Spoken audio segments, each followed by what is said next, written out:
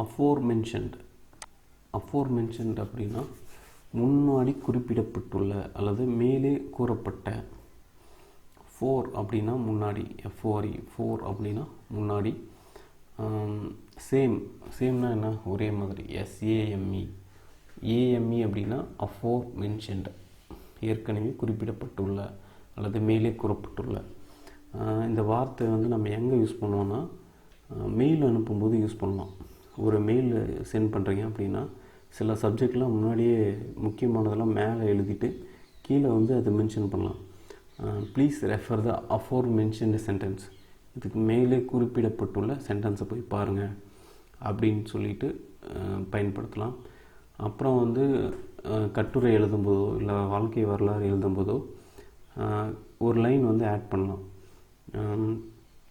அவருடைய பிறந்த தேதி நான் மேலே குறிப்பிடப்பட்டு இருக்கிறேன், அதை நீங்கள் பார்த்துக்கோங்க அப்படின்னு சொல்லிட்டு கட்டுரை எழுதும்போது அதோட கீழே எழுதலாம் aforementioned, மேலே குறிப்பிடப்பட்டுள்ள அல்லது கூறப்பட்டுள்ள.